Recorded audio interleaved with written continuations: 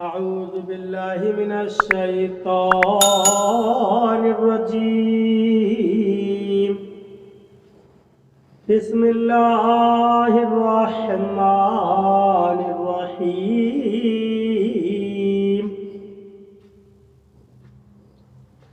ترجمہ کنزُ الایمان.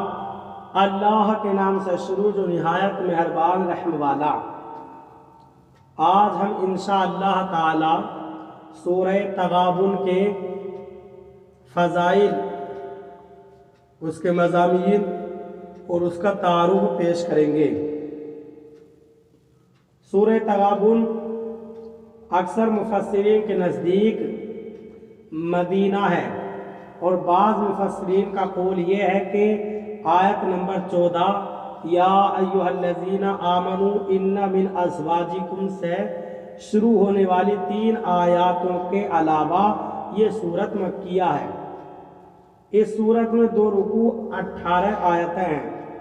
تغابن کا لفظی معنی خرید و فروخت میں نقصان پہنچانا، اور یہ قیامت کے دن کا ایک نام بھی ہے. اس سورت کی آیت نمبر 9 میں بتایا گیا کہ قیامت کا دن یوم التغابن یعنی نقصان اور خسارے کا دن ہے. اس مناسبت سے اسے سورہ تغابن کہتے ہیں. اس سورت کا مرکزی مضمون یہ ہے کہ اس میں عقائد سے متعلق امور بیان کیے گئے ہیں. نیز اس سورت میں یہ مضامین بیان کیے گئے ہیں. 1. اس سورت کی ابتدا میں اللہ تعالیٰ کی وہ صفات بیان کی گئی ہیں جو اس کے علم و قدرت اور عظمت پر دلالت کرتی ہیں. 2.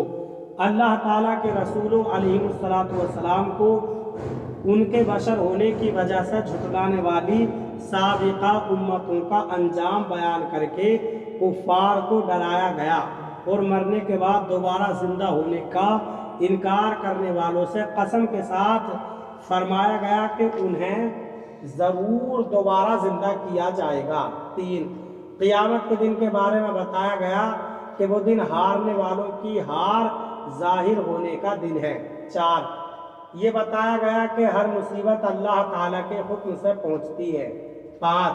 یہ خبر دی گئی کہ تمہاری بیویوں اور تمہاری اولاد میں سے وہ تمہارے دشمن ہیں جو اللہ تعالیٰ کی اطاعت سے روکتے ہیں، تو ان سے احتیاط رکھو. 6.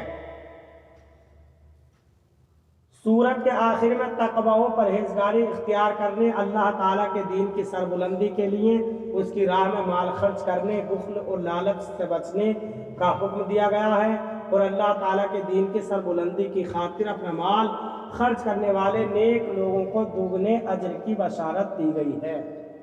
سورہ تغابن کی اپنے سے ماقبل سورہ منافقون کے ساتھ مناسبت یہ ہے کہ سورہ منافقون میں منافقوں کی صفات بیان کر کے مسلمانوں کو اس سے بچنے کا حکم دیا گیا، اور سورہ تغابن میں کافروں کی صفات بیان کر کے مسلمانوں کو اس سے بچنے کا حکم دیا گیا. اللہ تعالی ہمیں قرآن کریم پر صحیح معنی میں عمل کی توفیق عطا فرمائے. برادران اسلام، آپ تمامی حضرات سے گزارش کی جاتی ہے کہ خود بھی قرآن کریم کی تلاوت، ترجمہ اور تفسیر سماعت کیجیے.